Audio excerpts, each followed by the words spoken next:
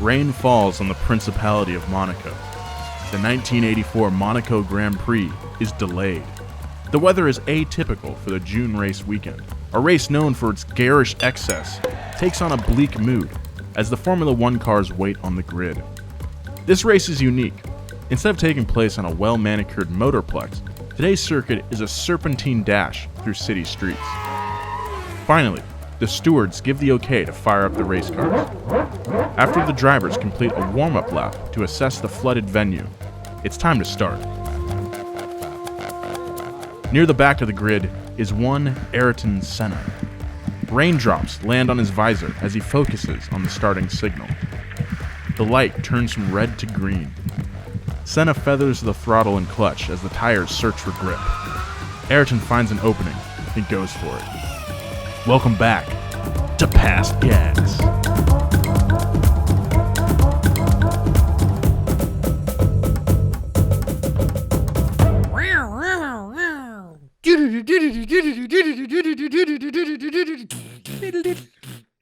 Joe, can I get a catchphrase, Joe? You may now. Fired up. Yes. Nice.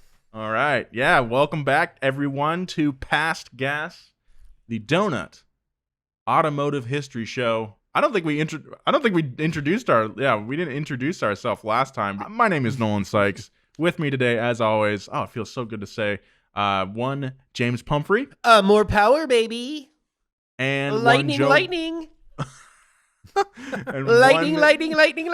More power, baby. Joe Weber. Fired up. Fired up. Hello. Hey, can I talk about that real quick? Yeah. That I never wrote that. That was just something Kanan made me say one time, and I feel for Job now because the first video he was in on Donut, I made him say hecky nah, and that he got so much so many DMs of guys saying that to him, and now I completely empathize with him because I'm getting all that in my DMs right now. When did you make him say hecky nana?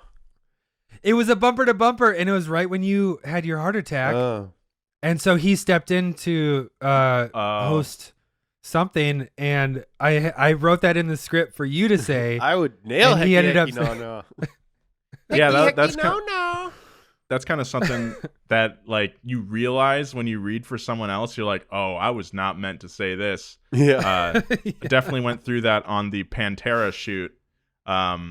When I said I wrote that too. Yeah. Yeah, and I was like, oh, that was definitely meant for James. What was it? Everything. It was a script written for you. So there's just tons of colloquialisms and all that where I was like, yep, I am not Pumphrey. I don't know. It's just it's pretty funny though. But fired up definitely resonates. I think it's great. I think you should keep saying it. It's your catchphrase now, and you can never escape that. Just like I will never escape milk, and James will never escape the cavalcade of catchphrases that he has coined. I went through a period. I went through a period a few months ago whenever I would say my catchphrase like more power baby or hearse purrs or something. I just felt like a clown. But then I just thought about it and I realized how grateful I should be to have catchphrases and to have things that I made up printed on t-shirts that people buy. So, absolutely. And these are, especially in terms of Mopao Baby and Hearst Powers and all that, this is stuff now that we see, I'll see in totally unrelated YouTube comments or Reddit threads and all that stuff. It's like, damn, dude, I remember when James did that in our office, and now it's this whole thing. It's really, really crazy, really cool. Yeah, man. Yeah, man. Anyway, it's pretty sweet. It's pretty sweet. You guys want to kiss? What these brains can do. We're global. We're global. Yes. Speaking of global, today we're talking about Ayrton Senna's beginnings of Formula One. While much has been said about Senna's time at McLaren, of course, iconic, less attention has been given to Senna's early years in Formula One, driving for smaller teams for smaller victories. To understand how Ayrton became an icon driving for the orange and white, we have to look at how he earned his drive at McLaren in the first place, which is exactly what we're going to do today. To say that Ayrton paid his dues in F1 is an understatement. While Senna's inherent skill and talent is the stuff of legend, his time behind the wheel of some truly awful cars gave him the skills that were only amplified when he was finally given the chance to drive a proper race car. Look, I think anyone could get behind the wheel of a really great car and do well, but it takes a real driver to put a shitbox on the podium. Well said.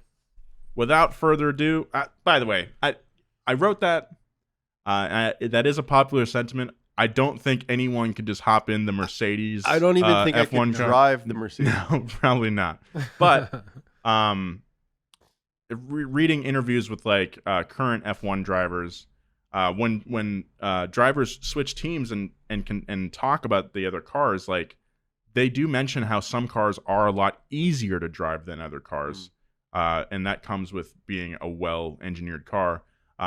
Supposedly, Max Verstappen's Red Bull is actually pretty difficult to drive because it requires you drive it a certain way, because Red Bull tailored that chassis to Max's driving style because, you know, Daniel Ricciardo had left and there's kind of a rotating lineup at the Red Bull team. But that car drives on a knife's edge, whereas the Mercedes, I guess, is really easy to drive comparatively to other F1 cars. Anyway, without further ado, let's get into it. Let's do it. Toot toot, as they say. This podcast ship is pulling away from the port, and we're going into the ocean of history. Well This said. train's going straight into the ocean. I said shit. All right. French automaker Renault Renault. occupies an interesting place on today's Formula One grid. Despite being one of the world's largest auto manufacturers, Renault's lack of Formula One success in recent years tells a different story. Instead of fighting for glory at the front with fellow brands, Mercedes-Benz and Ferrari, Renault finished the 2019 season in 5th place behind McLaren, a team powered by Renault's own engines, and 2 places behind Red Bull, who cut ties with Renault in 2018 and chose to run a Honda power unit instead.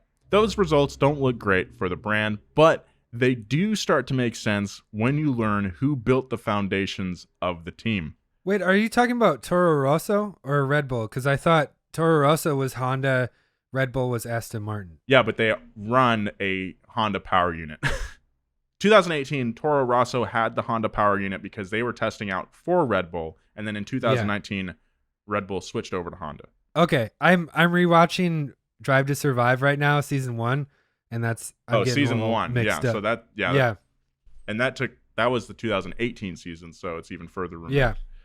Okay. Anyway, many current Formula One teams are rebranded incarnations of less successful teams bought by a nice price and then built upon, and it makes sense, okay? Existing teams have ready-built infrastructures like team headquarters, personnel, and a car, which is very important. It's much cheaper to buy a team than to build one from scratch, and sometimes it works out. For example, Red Bull bought the Jaguar racing team from Ford back in 2004. After extensive internal reorganization, the team earned a streak of 4 championships between 2010 and 2013. It took them, 6 years to get there, but they did it. And Red Bull has remained a top contender ever since. Renault had a similar trajectory when they entered the sport for the 3rd time in 2016. Working backwards here, okay, stick with me, Renault had bought back a controlling stake in the Lotus F1 team, who they sold their 25% stake in 2011 after 8 years in the sport, starting in 2002. So Renault first started in 2002. But before Renault F1 was Renault F1, the team was called Benetton, a decent midfield team with 1 championship under their belt in their 16-season run. But before Benetton was Benetton, the team was known as Toleman. My eyes are like going, just drifting. I probably should have gone in chronological order, but I thought this was being clever, and now it just sounds really confusing. Smart. Okay, so Renault today was Lotus, which was Renault, which was Benetton, but before it was Benetton, it was Toleman, a team that laid a foundation so poor, it makes sense to me at least, that Renault is still having trouble today. Got it. There we go. But we don't want to make it sound like it's all the Toleman team's fault. Instead of buying a team when they were founded in 1977, Toleman started from the ground up. I want to give them some credit here. The team was established by Ted Toleman in Witney, Oxfordshire. Ted Toleman? Ted Toleman, nice to meet you. My name's Ted Toleman. I sound like a Kiwi. In a strange parallel to Senna's own open-wheel career, the team's story began with Formula Ford racing and then moved into Formula 2, running a chassis built by manufacturer March Race Cars. Toleman designed their own car for Formula 2 in 1980, which was a great platform which helped drivers Brian Henton and Derek Warwick finished first and second in the 1980 championship, respectively. So, I mean, that's pretty great. You're only 3 years in and you build a championship-winning car. That's awesome. Yeah. Good. The immediate success gave the Toleman team a huge boost in confidence, and instead of sticking around in F2, they said, screw it, let's take our talents to the big leagues after just 5 years in the sport. So its confidence, I'm not sure, is completely earned, though. If we're still doing baseball analogies, this is like the Arizona Diamondbacks being an expansion team starting in the late 90s and then winning their first World Series in, I think, 2000 or 2001, which is amazing because the Brewers still haven't done that. Those Brewers, man. Brewers. I'm pulling for you. I'm pulling for the Brewers on Joe's behalf here. I want to see Joe happy. Thank you. Anyway. Okay, so before we move on, let's talk some Formula One basics for any non-Formula One fans in the audience, because I know it's an intimidating sport. It takes a little bit of homework to get into, but I'll help you out here. A race weekend has 3 parts. You have practice, qualifying, and then race day.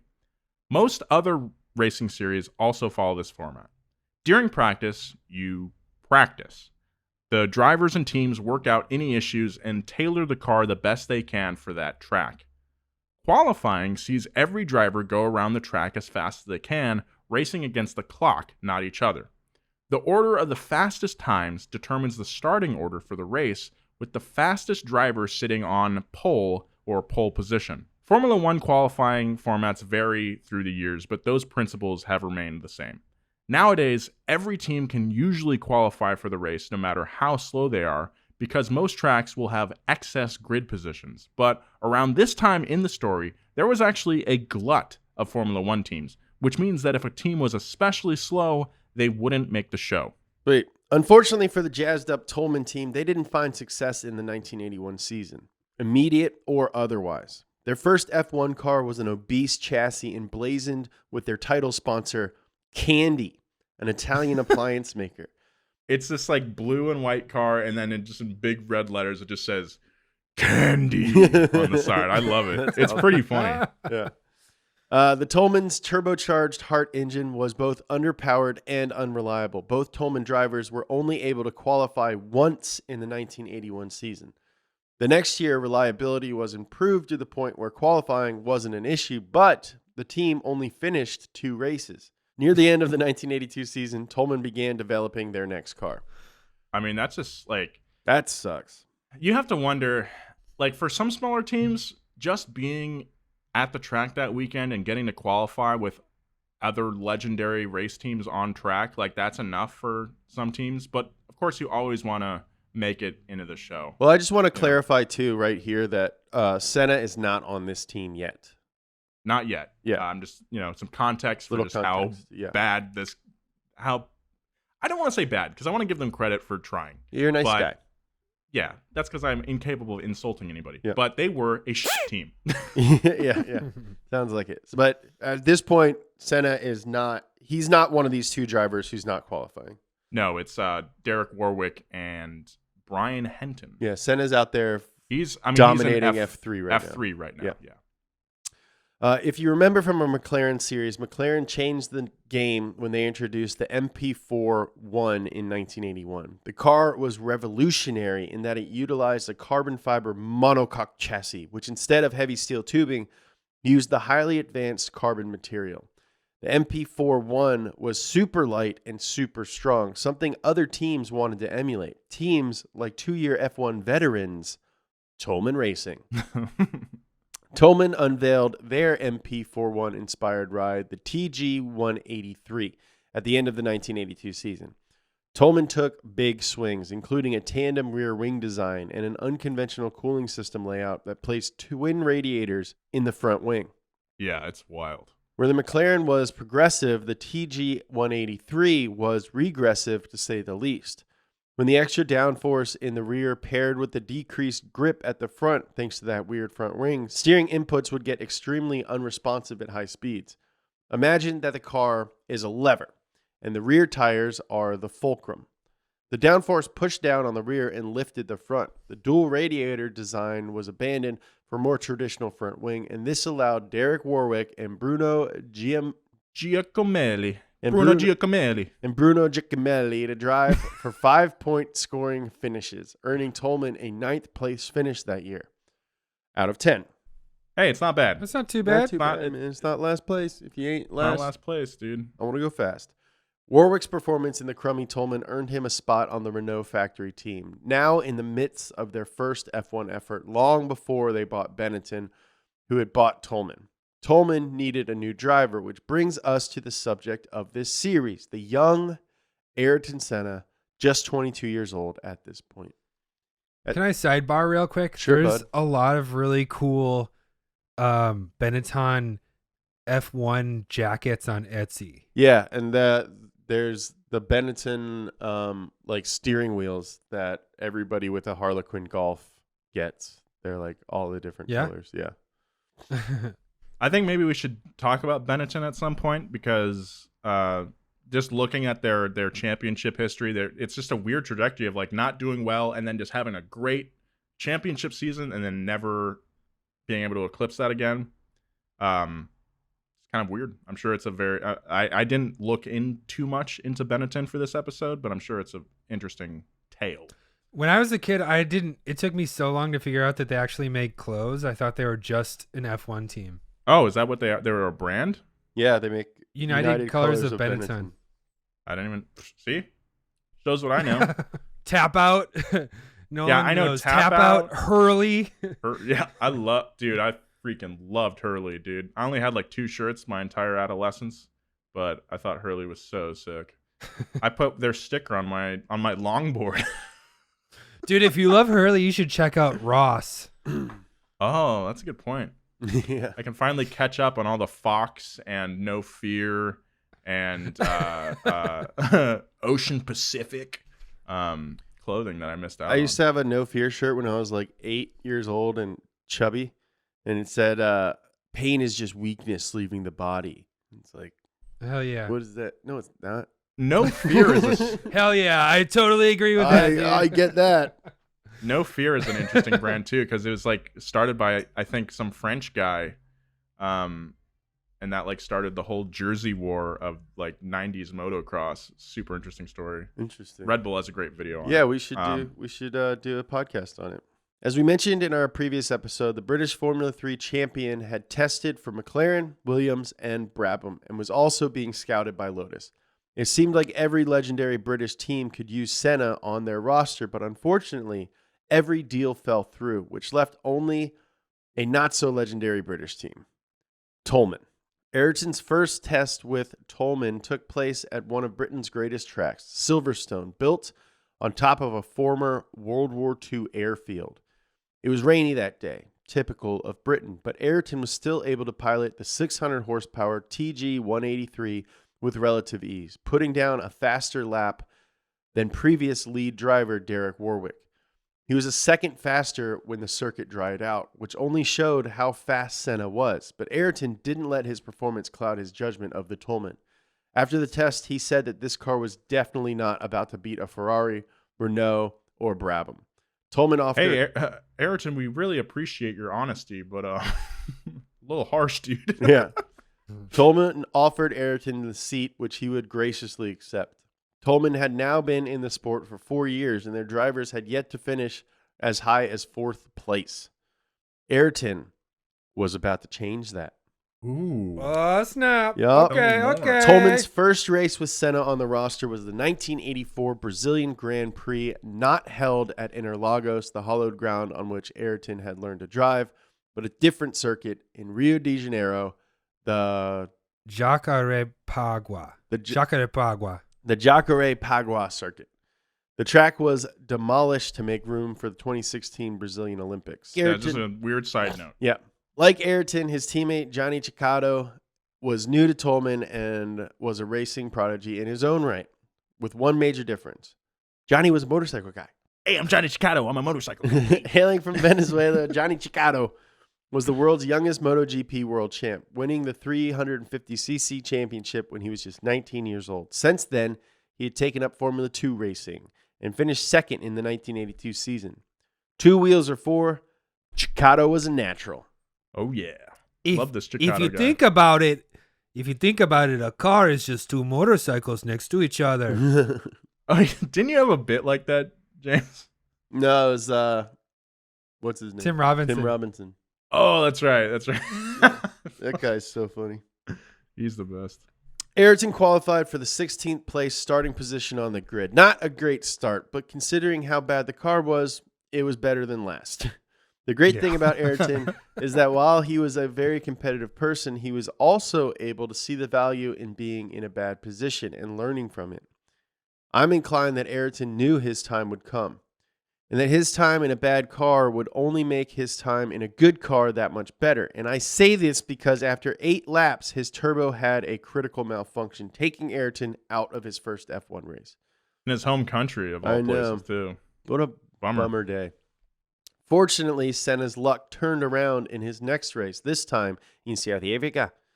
This time it wasn't Senna who was having mechanical issues, but his competition. Because the Toleman was pretty slow, Ayrton finished 3 laps down from the leader, but in 6th place, earning him his first F1 points.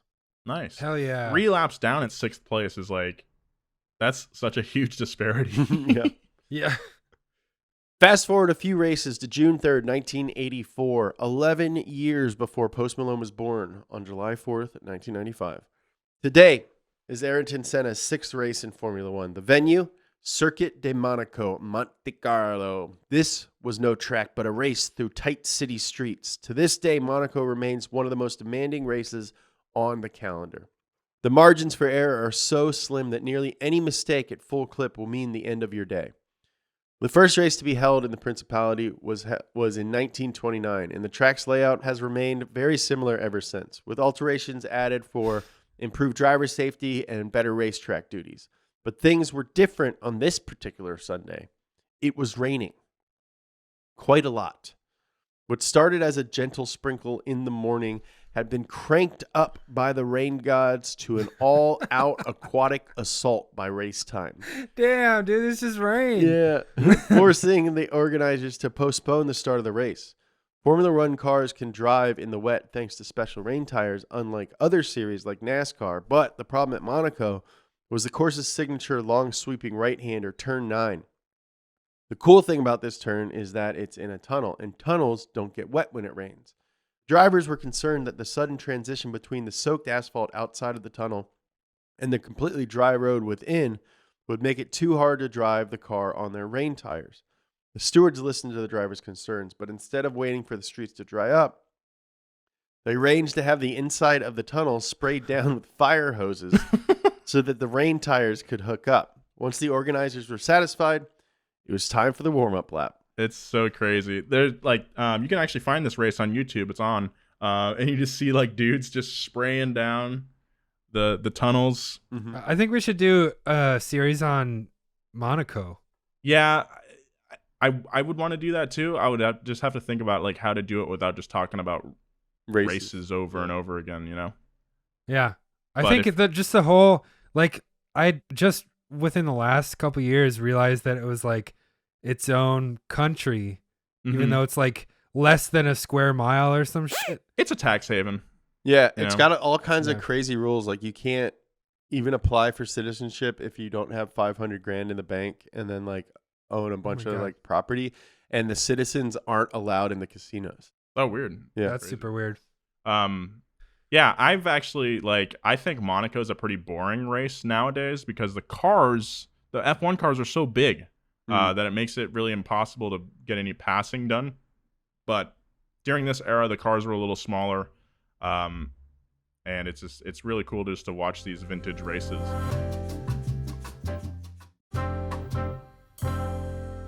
Ayrton was sitting 7 rows back from the front, having qualified in the 13th position. As the drivers slowly made their way around the course, Senna paid careful attention to where large puddles still stood on the track. Drivers at the front, like McLaren driver Alain Prost, practiced their race launches, feeling out how much power and clutch to give the rear tires as to not completely blow them off when it came time to start. The field made their way through the course and took their positions at the starting grid. Tense anticipation gripped the crowd. The sound of 20 roaring engines filled the air as the starting light turned from red to green. Water was flung from the rear tires of every car, making Monaco's main straight resemble the fountains of Bellagio, if only for an instant. Pretty sick watching this stuff. Alain Prost led the field into turn 1, where Renault drivers Patrick Tambay and Derek Warwick immediately crashed into the wall. Ferrari driver and 1982 Monaco winner René Arnoux was also involved in the crash, but managed to drive away. None of the drivers were hurt, but the Renault team was out of the race in less than a quarter lap, and they wouldn't be the last cars. Now let's talk about leader Alain Prost for a little bit here, okay? The McLaren driver had finished inside the top 5 of the Drivers' Championship since 1980 and finished second behind teammate Niki Lauda in 1983. Behind the wheel of the McLaren MP4-2, Prost was a force to be reckoned with. In contrast to Senna's eventual reputation for artful and emotional driving, Prost was seen as more of a pragmatist, a calculating, capable, and connected driver who had a knack for playing the political side of racing.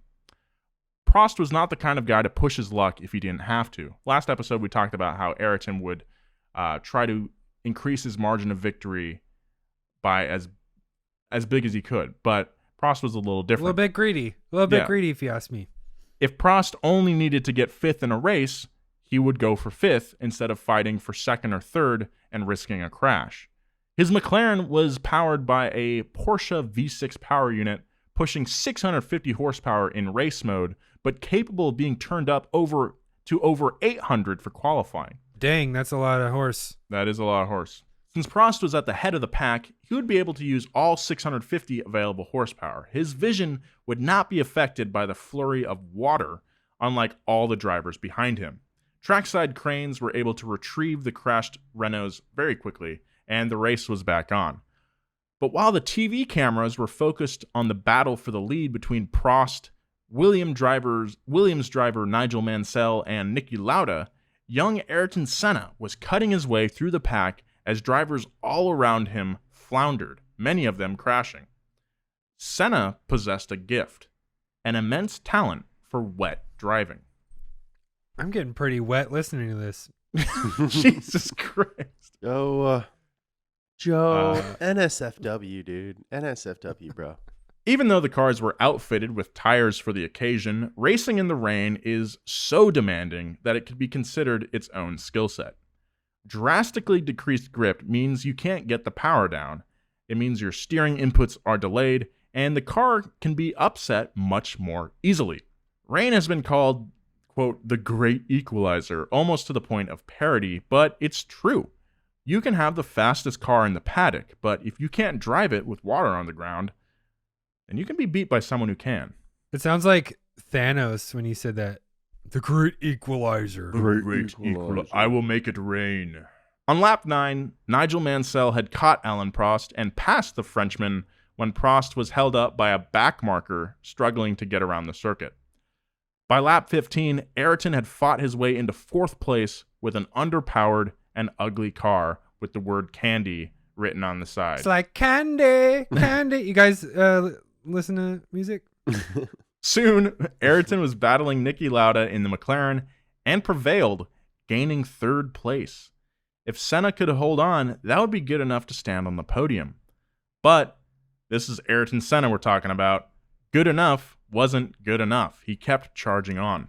Race leader Mansell charged too hard and spun out when his rear tire went over the painted road markings, which were extremely slick compared to the pavement, which sent his Lotus into the wall.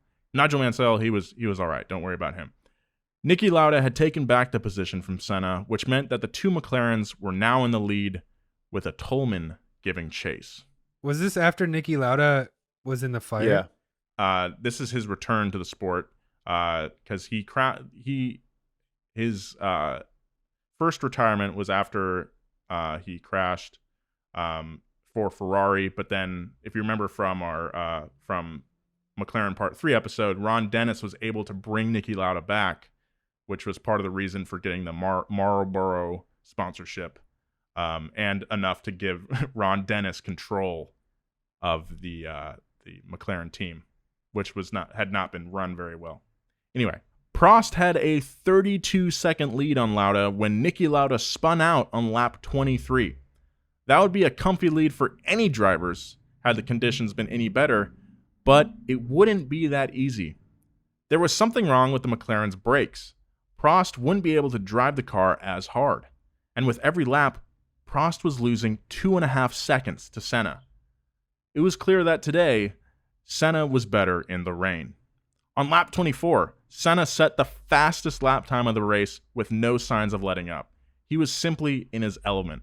With every interval of the course, Prost's McLaren got larger in Ayrton's visor. As Prost passed the start-finish line for lap 29, he started waving his arm out the cockpit. Because so many cars had crashed that day, Prost wanted the stewards to end the race. It was just too dangerous to continue. Ayrton didn't know this, so imagine the thrill he got when on lap 33, he passed Alain Prost's McLaren, which was parked at the finish line.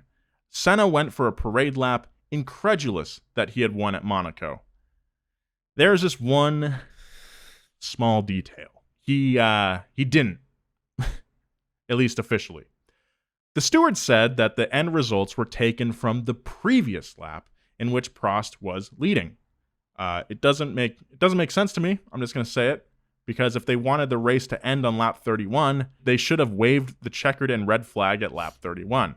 But it goes even deeper and more conspiratorial, if that's your sort of thing. You see, the race clerk that weekend, the guy who basically runs the race, was one Jackie Ickx, a legendary racer in his own right, and a Porsche. That was the dude who campaigned for the new start at Le Mans. He was the guy who walked. Oh yeah, that's walked right. across. Yeah. Yeah, he was all about safety. Anyway, he was also a Porsche endurance team driver. Now, I'm not saying anything for certain, certainly not in this case, but there are people out there that think that since Ickx was a Porsche man and that Porsche was powering Prost's McLaren, then that must mean that Jackie ruled the win in McLaren's favor and stealing it away from Ayrton Senna. Whatever the truth may be, Ayrton's performance was undeniable and firmly put him on everybody's radar.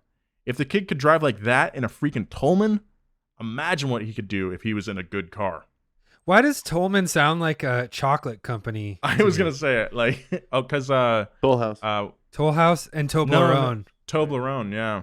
I'm a Toblerone man myself. Really? Triangle chocolate boy? I only eat chocolates in strange geometric shapes. I don't like Toblerones. The edges are too sharp. I'm scared they're going to bite my mouth. They cut the edge of my mouth. I think toothpaste is too spicy. Dude, I going off on a toothpaste tangent here, but I use Arm & Hammer baking soda toothpaste. Oh, it's the worst. That shit is next, it's off-putting how aggressive it is. Yeah. I use Insane. Tom's. Tom's is good. I use Arm & Hammer deodorant as well. I'm an Old Spice man. Always have been. Me too. Nice. Cool. Nice, Joe. Nice. My favorite people call me Papa. Got it. We all got to get those shirts. I can't wait to be a grandpa. I feel like I've been a grandpa for at least 13 years. I've decided that when I have kids, I'm going to have them call me Papa. Papa? I'm going to skip having kids and just go to having grandkids. Did you guys call your grandparents, have any nicknames for them? So my mom's parents, I called grandma and grandpa. And then my dad's parents we called Granny and Pop. I had a great grandma named Nanny, and she taught me how to cook. And then I had a grandpa Puss because he had like his resting face looked mean, and they say like that's his puss. I love it. I have an uncle that we call Fuzz. Oh, nice. Fuzz? Uncle Grandpa- Fuzz is Uncle really Fuzz, because his name is Uncle Linton. Fuzz is great. And Lint. Oh, nice. good. Yeah. So good. Yeah. Uncle Fuzz, man. Pretty good at We just- nicknames. And they Yeah. used to call me Jeep, because my initials are JEP. I love it. Pretty good. Pretty we good had stuff. no cool nicknames for any of my relatives, unfortunately. You just call each other by numbers, right? Yeah, you are family unit 713. You guys are like report Slipknot. to. Yeah, My yeah. my mom was Grandpa 605. I call her elder woman. I call him elder male. Unsurprisingly, Ayrton's second place finish at Monaco would be his highest in the 1984 season, since his talent clearly eclipsed the capabilities of the TG 183B. Senna looked elsewhere for a better shot at more podiums. He found what he was looking for at Lotus and broke his contract with Toleman. Lotus was a British team who had been in the sport since 1958. Between 1960 and 1970, Lotus could be counted on to do pretty well. In that time frame, they won 4 championships, 3 second-place finishes, and 1 third. They were good and won 3 more championships in the 70s. But the good times took a dive in 1979 with a string of disappointing seasons. Things started looking up in 1984 when the combined efforts of drivers Nigel Mansell and Elio De Angelis earned Lotus a 3rd place overall. Oh, yeah, 3rd place. Now, with this Senna kid on board, things looked even better. Nigel Mansell departed Lotus for Williams as Senna moved in. Senna traded the candy paint of the Toleman for Lotus Black and Gold, sponsored by cigarette brand John Player. This is one of my favorite liveries. So cool. Like, you guys, if you're listening out there and you're not driving, Google the John Player special livery. I want a car. I tried to convince the dudes to wrap high car in a John Player special livery, but I wanted to say James Pumphrey special. Oh, that's great. Hell yeah. Yeah, that's an interesting livery because, like, some of the more iconic ones that I can think of, like, there's definitely, like, patterns and shapes on the car, like McLaren, for example, with their chevrons and all that. But John Player Special is just like, it just literally just says John Player Special, and then there's 2 gold lines, and that's basically it. Yeah. It's so cool. It's so good. It looks like a cologne. Yeah. Like, I didn't know it was a cigarette company until recently. But It seems like a cologne that I want to drink. I think they call that whiskey. Ayrton's new Italian teammate, Elio De Angelis, had a pretty interesting career trajectory. He was a talented driver who showed a ton of promise at lower levels, but once he made it to F1, it never seemed to work out for Elio. My girlfriend's best friend is naming her son Elio, and he's going to be born in the next week or so. Wow. Yeah, I mean, that's kind of like what we were talking about earlier, how, like, some lower level drivers are great, but then they just kind of struggle. For Elio, it seemed like it was both kind of a skill thing, but also there was a lot of car reliability issues for him as well. Yeah, I mean, just unfortunate things. Some people don't do well under pressure. That too, yeah. That's why I got fired by Lorne Michaels. Let's start this rumor that you worked for SNL. I didn't work for SNL, but I was on a sitcom that he produced, and he was mean to me. Oh, this is real. I thought you were Yeah. doing an SNL joke. Yeah. So Elio's time at Lotus could be summarized by bottom of the top 10 championship finishes, a completely demoralizing 17th place finish in 1983 that De Angelis then followed up with a 3rd place finish the next year. Improvements like that don't happen very often, so safe to say that Lotus was feeling pretty good about their 1985 chances. Yeah, they've got like a driver who's heating up, and now they've got Senna on board as well. It's like, oh man, this could be like our year, man. This could be good. Since De Angelis was the senior driver, he assumed that he was the Lotus team's number 1 driver. Typically, The number one gets preferential treatment, either with new parts or a more aggressive strategy on race day. On some teams, management explicitly tells the driver who is the number one. An example today would be Mercedes. Lewis Hamilton is arguably potentially the greatest driver of all time, and there's no doubt that he should be number one on the Mercedes team.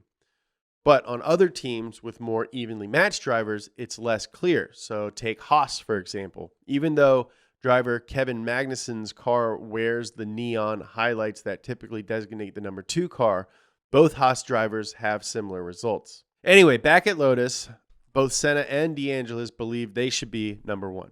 And Senna had an idea how to accomplish this before the season even began. Elio De Angelis was a competent driver, but he had one major character flaw. He hated testing. I'm no good at it. I don't like the testing. For teams to really understand how the cars they built work, they need to test them a lot. And even though getting a ton of seat time on a closed course sounds like a blast, it can get pretty boring. Drivers do hundreds of testing laps before the season begins, stress testing with different variables until the engineers are satisfied. At a certain point, it does get monotonous, which is why DeAngelis didn't like it. Senna used this to his advantage. Nice. If Elio didn't want to test that day, well, Ayrton would fill in, providing valuable info on the car and gaining favor with the team at the same time. That's really smart. Mm-hmm. Got to put in the work, guys. You gotta do the due diligence. To reward Senna for his hard work in testing, Lotus worked very hard to give him a car that he could win with. But did they succeed? Let's find out. April 21st, 1985, Senna's second race with Lotus. The day before, a very sunny one, I might add, Senna took his Lotus to the top of qualifying, earning him pole position. The race was shaping up to be a barn burner, but the flames were doused on race day as a rainstorm loomed over the track, soaking the tarmac. Ayrton didn't mind the tougher conditions, but the new Lotus 97T he was driving had never been driven in the rain. The team didn't know what to expect, but they should have, because they were in an episode about Senna. At the end of lap one, Ayrton was already 3 seconds ahead of Elio, who was in second place. Ayrton's lead kept growing until he found himself behind the guys in last place. Ayrton had to fight off his competition while navigating all the back markers while not being able to see. Ayrton Just a pause real quick. This is I don't think we mentioned this is in Spain. This is the Spanish Grand Prix. Cool. Oh, okay. Yeah. Ayrton said in a post-race interview, "It was a very hard race, even more difficult than last year at Monaco because the conditions were a lot worse than Monaco. With the cars going in front of me, it was impossible to see anything. And you had to go by because there was a big difference in the pace that I was going. So it was one of the biggest moments I had in a race." In an amazing finish, Senna lapped every car on the track except one and finished the race a full minute ahead of second place Ferrari driver Michele Alboreto. Yeah, he That's dominated. crazy. Senna had won his first Grand Prix. After the race, he flirted with a Japanese reporter, kissing her twice on the cheek after she talked about many Japanese women liking him, and said he would be back to racing in Japan. And then he said he'd be back to race in Japan again soon. What a pimp. I mean, anyone else that would be problematic, but he's a very charismatic guy. I think one of the reasons, okay, so one, it was the 80s. Two, she was talking about how hot he was. Yeah. But yeah, like if like Lewis Hamilton kissed like a reporter right now, it would not be cool. Oh, that'd be really bad. Yeah. Yeah. The next 7 races were a disappointing mix of low finishes and retirements. Meanwhile, DeAngelis was enjoying a string of top 5 results. Senna finally stepped back on the podium 3 times in a row in Austria, the Netherlands, and Italy. Then came Belgium. 2 months before the race was scheduled, Circuit de Spa-Francorchamps was completely remodeled, with an emphasis on repaving the racing surface. Track officials planned to use rougher asphalt to help the cars grip the track better during wet races, which were typical of the Belgian circuit. I love saying Circuit de Spa-Francorchamps. Yeah, say how you did it on Twitter. Circuit de Spa-Francorchamps. There was a lot of people that thought I was being serious, which I thought was kind of funny. Anyway. Big oof. Construction was scheduled to start and finish before the June Grand Prix. Instead of that's like 2 months instead of the ideal 12 months. But thanks to poorly timed snowstorms, construction was pushed back even further. The remodel came down to the wire, and the course opened 10 days before the first practice session, which left no time for the asphalt to properly set.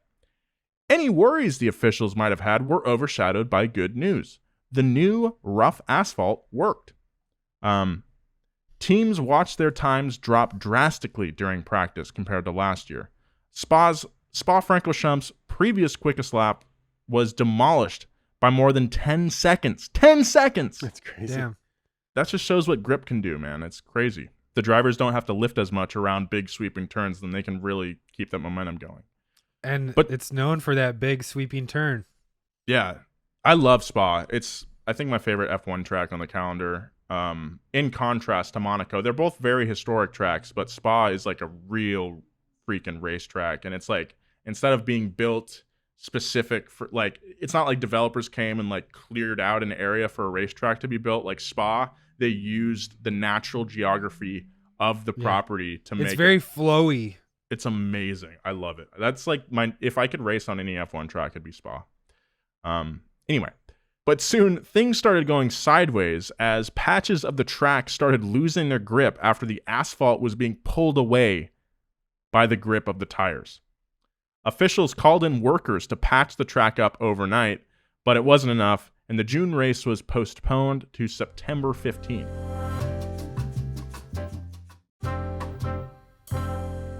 When it came time to race in Belgium, Senna qualified for the number 2 spot, just 1/10 of a second behind Alain Prost in the McLaren. As expected that day, it had rained, which left a thin film of water all over the track. And on the outlap, or warm-up lap, the drivers did their best to establish a dry line for the coming battle. So like drivers, in a sense, they'd kind of line up to create this path around the track. And these dry lines are great because you can actually drive on them, but they're usually wide enough for just one car. At the start, Prost bungled his launch, which allowed Senna to cruise right by him. By the time they hit the iconic uphill right-hander, Eau Rouge, Senna was already 2 seconds ahead of the McLaren driver and held on to the lead. Wow. Essentially unchallenged the entire race, Ayrton won with ease.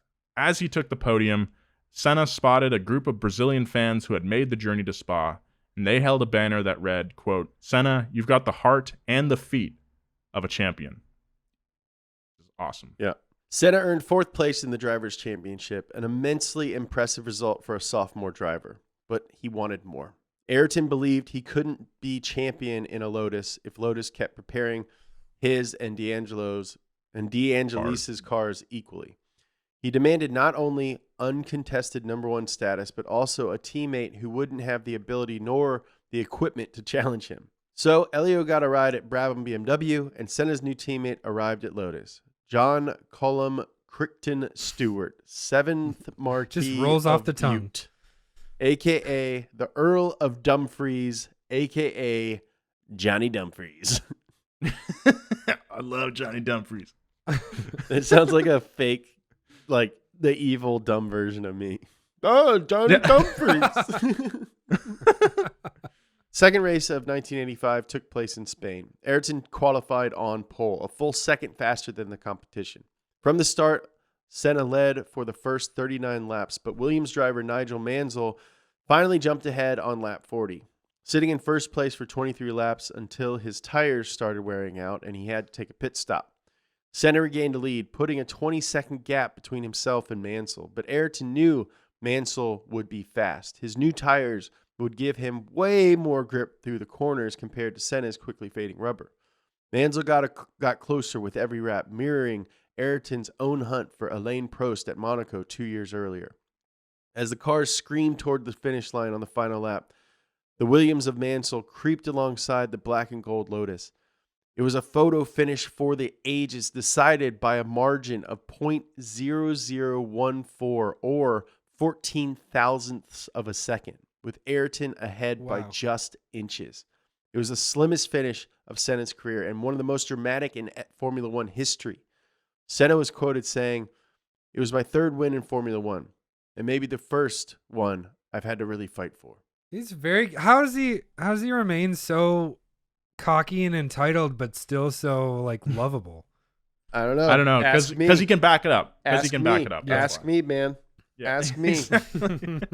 Ask me, buddy. Why do you like me? I don't know. Yeah, you actually asked that Nolan be removed from the office because you didn't want to compete with him. Yeah, I don't want Nolan to have a good camera. I want I make do, man. first position, so I get the best camera. I got a freaking carbon fiber tripod back there. Donut bought you a house. Yeah, they bought me a house. I got only the best green screens. Top of the line. Everyone else has to shoot in front of leaves. The greenest screens ever. I actually thought, because I have a backyard now, I thought about shooting an episode of The D-List lying on the grass and just seeing what Max would do. 5 weeks later, on June 21st, 1986, Brazil was playing against France in the World Cup soccer, hosted in Jalisco, Mexico. Now, I don't know much about soccer, as we've established, but this game is one of the greats. Brazil was coming in with serious momentum, winning all 4 games leading up to this match. It was the quarterfinal. A win here would be a big step towards Brazil hoisting the World Cup. The game was decided by a brutal penalty kick shootout so tense that it must have resulted in at least one coronary somewhere in the stadium. With every shot, the crowd roared. With the score tied 3-3, Brazil's Julio Cesar lines up and misses. France's Luis Fernandez fires a shot at goalie Carlos Gallo, who fails to save it. France scores, Brazil loses. Brazil only had one hope for redemption that day: Ayrton Senna. That's a lot of pressure. Yeah. At the Detroit Grand Prix, Senna was on pole position for the 4th time this season. The small group of Brazilian fans in attendance that day made a special request to Senna: beat the Frenchman Alain Prost and restore Brazil's honor. Senna laughed at the sign held up in the crowd and gave a thumbs up. Ayrton led for 2 laps until he made the rare mistake of missing a gear, costing him precious acceleration as he watched the Williams of Nigel Mansell pass him down the back straight. Ayrton regained first on the 8th lap, which he held on to until his tire blew. The necessary pit stop pushed Senna back to 8th place, 20 seconds behind leader René Arnoux in the blue Renault. On a mission to defeat anything French, Senna came out of the pit ready to win. On lap 15, he sniped the Ferrari of Michel Alboreto. Next came the Ferrari of Stefan Johansson. 2 laps later, both Ligier cars, Nigel Mansell and Alain Prost, went into the pit. Senna took them all. His next target was the Williams of fellow Brazilian Nelson Piquet. Senna was just seconds behind. Ayrton eventually made it past and only grew his lead on the field. When the race was over, Senna was 31 seconds ahead of third-place finisher Alain Prost. Ayrton had saved Brazil's honor that day and became a national hero in an instant. During the cool-down lap, Senna spotted a presumably Brazilian fan waving a Brazilian flag next to the track. He stopped his car. Waving the fan off the track, the shirtless man handed the flag to a corner worker, who then gave the flag to Senna. He finished the cool-down lap, flying the Brazilian flag with pride. That's so cool. This ritual would become something of a tradition for Ayrton, but this was the first time he'd ever do it. Senna would only win in Detroit and Spain that year, but came in 4th in points, with 55 scored. But because Senna's teammate was deliberately chosen not to be a challenge, Johnny Dumfries ended the season with 3, earning Lotus 58 points altogether, and 4th place in the Manufacturers' Championship, exactly where they were last year. Hey, my name's Johnny Dumfries. I'm Johnny Dumfries. I was hired to lose. I would My love to, bones are made of gelatin. I want to see like an in-depth documentary series on like these kind of like drivers that get on high-profile teams but suck pretty bad, like Johnny Dumfries. I just think that'd be really interesting to hear what he thinks about all this. Yeah, I'd like on a level, if you could make your peace with it, it would be pretty sick to be Johnny Dumfries. Yeah, you're just like, okay, I'm Ayrton Senna's teammate. Yeah. He's the guy. I'm here. I'm just like, I drive the car. Okay. Yeah. I stand next to him at press conferences and stuff, and then, no one really expects me to do anything. Yeah, really. I'm hung over, man. I get him Coke from time to time. I get him a glass of Coke. I don't know. He loves Coke. Like, he's an Earl. Like, what does he need to be racing for? Anyway, Lotus had some new hotness for 1987 in the form of a new-to-them Honda power unit. With the new engine came a new coat of paint. Gone was the iconic golden black John Player Special, and in its place was a bright yellow gold Camel cigarettes livery. Nicotine sponsorships are outlawed now, but were pretty common back in the day. The first cigarette maker to sponsor an F1 team was Lotus's old sponsor, John Player Special, in 1972. McLaren quickly followed suit with a smoker sponsor in Marlboro in 1974. If you want to hear more about how that went down, check out part 3 of our McLaren series. It's really good. Fast forward to early 2000, more stringent tobacco advertising laws have made it harder to sell cigarettes at sporting events, which forced all but Marlboro owner Philip Morris from racetracks. To get around the rules, Marlboro didn't explicitly advertise on Ferrari's race cars, but employed a barcode that resembled the Marlboro logo when photographed at high speed. All tobacco sponsorships were completely banned in 2007. However, Philip Morris is still a sponsor of Scuderia Ferrari today, but the team has removed all forms of identification on the car, including the infamous barcode. Check out Wheelhouse for more info on Mission Winnow. But all that was far away in 1987, when it was still cool to sell highly addictive and life-shortening products to fans, including impressionable kids. The 80s rocked. However, it does suck that it's cigarettes, but that Marlboro paint job and the Camel one are pretty freaking sick, I will say. Yeah. It was now Ayrton's 4th time at Monaco, and each time he didn't win only made the pain of defeat that much worse. He wouldn't let that happen this time. He couldn't. In the 37 years F1 had been racing at Monaco, no Brazilian driver had ever won. Senna would do his best to change that, but it wouldn't be easy. Before getting to Monte Carlo, he had retired from 2 out of 3 races and finished 2nd at Imola.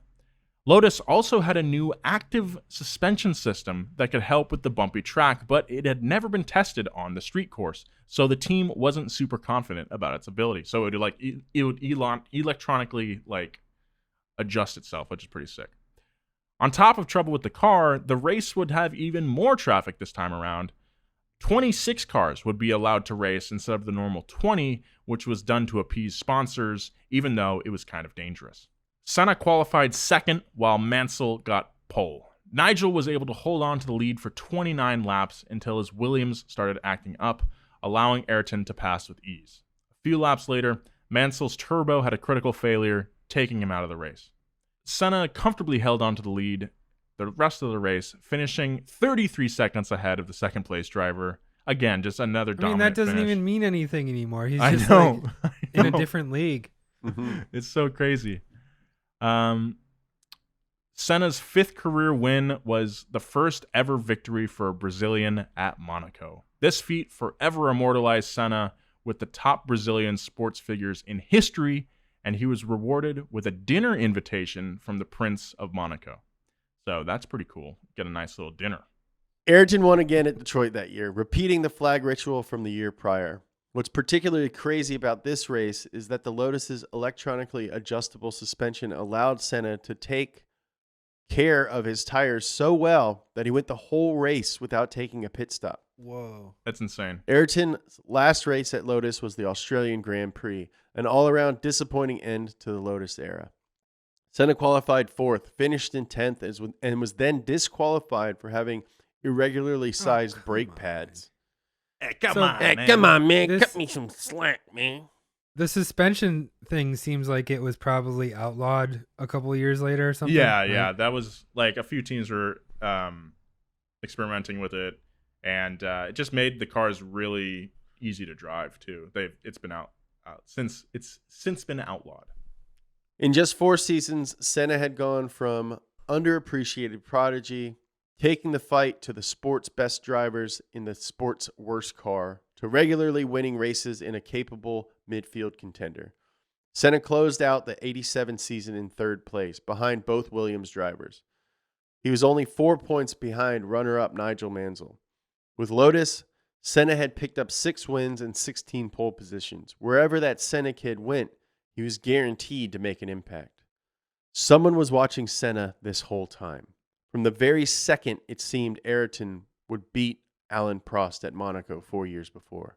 Every time Senna passed one of the red and white Marlboro cars, his fascination with the Brazilian became stronger. How could this driver, this sophomore, take on some of the most advanced and meticulously engineered race cars in the history of motorsport? What would happen if this watcher put Senna in the McLaren? The watcher's name was Ron Dennis, and the world was about to find out. And that's where we'll pick up next week on Pass Gas. Boom! Dude, this Senna kid turns out pretty good at racing! Yeah, man. I mean, a lot of races in this episode, but I think we chose races that kind of meant something unique each time he won. Crazy cool story. I didn't really know that much about his early career, so I had a good time. It's like he started out so strong and just like so dominant, and I think this adversity really probably helped him become the great champion that he eventually became. Oh, for sure. You can't do something great without severe depression beforehand. No. Right. I mean, we've talked about it. The three of us have talked about it. Like Joe, I mean, I think on a certain level, there's this certain, like, I can't go back to what my life used to be like. And that's why we work so hard to make videos and podcasts and stuff. Like, we were losers and now we're winners. And well, I mean, you had more success in, I don't know if you want to mention the other world. I mean, people on Reddit have found out through their own means, but like, I feel like I was shut down at every turn. I was like, where do I fit in? And I feel like that really made me more hungry than ever. And it's made me super competitive in that world as well. And I just like love it more than ever. And I like wake up and like start writing because I'm like excited about my job and about cars and Donut is your McLaren. Yeah. Yeah. That's it. And Ron, you're my Ron Dennis. Yeah, dude. I'm your freaking Ron Dennis, dude. That's true, man. There we go. Sweet. I'm Johnny Dumfries. Awesome. If you guys don't already know, we have a YouTube channel called Donut Media. You can go ahead and search for that there. If you want to watch us do this podcast, we have a secondary channel called Donut Podcast. Go ahead and hit that subscribe button. It really helps us out. If you want to know more about Donut stuff, just follow us across all social media at Donut Media. Follow Nolan on Twitter and Instagram at Nolan J. Sykes. Follow Joe, both those places at Joe G. Weber. And follow me in both those places at James Pumphrey. We'll see you guys next week. Thanks so much for listening. I love you. Yeah, seriously. Thank you, guys. Thank you, everybody. And fire it up. Yeah, be kind.